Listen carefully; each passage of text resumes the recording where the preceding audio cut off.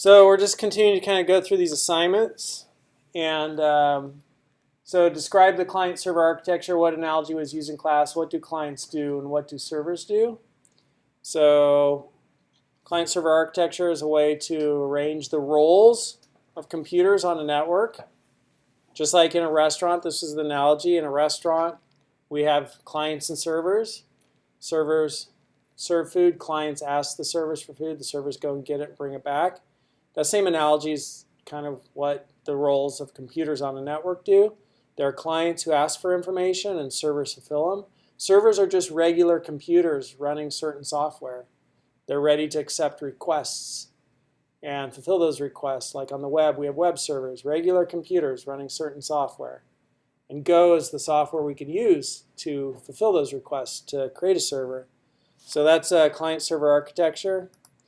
And Linux user permissions.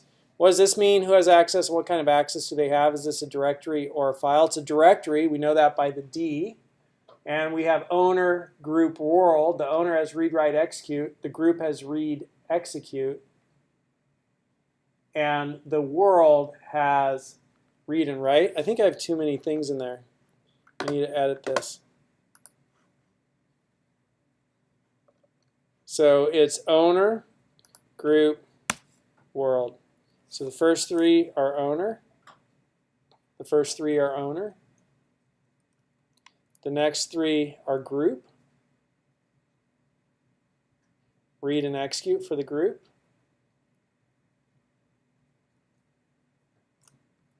And the last three are the world, read and write for the world.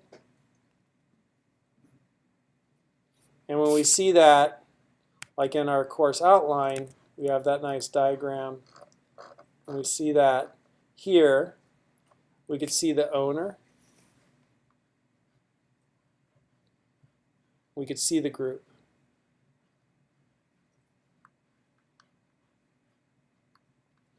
And then the world is everyone.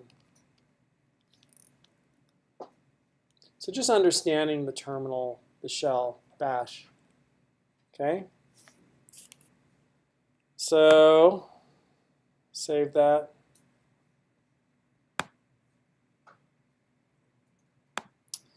And then we have changing user permissions in Linux. What command would you use at the terminal to give the following users the following permissions? Owner, read, write, execute.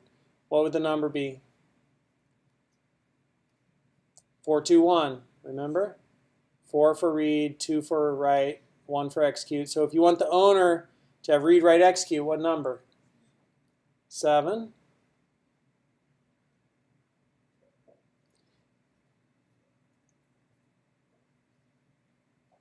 So the owner, read, write, execute. And sorry to belabor this if you're watching this video online, but we have a deaf student in class, and so we're just making sure we go slow because she's having to watch the person signing at the same time and then look to the screen. But here we have the owner, read, write, execute. Read, 4, write, 2, execute, 1, 4 plus 2 plus 1, 7. And the group is read and execute, so that's going to be 4 and 1, 5. And then the public is read, and that's 4. And I'm just going to confirm that. Read, write, execute, 4, 2, 1. Read, write, execute, and here we had read, write, execute. Just making sure they're in the right order. Because I'm no genius. I know what I know, and I know what I don't know. And it's important to understand both of those. So I'm still learning too.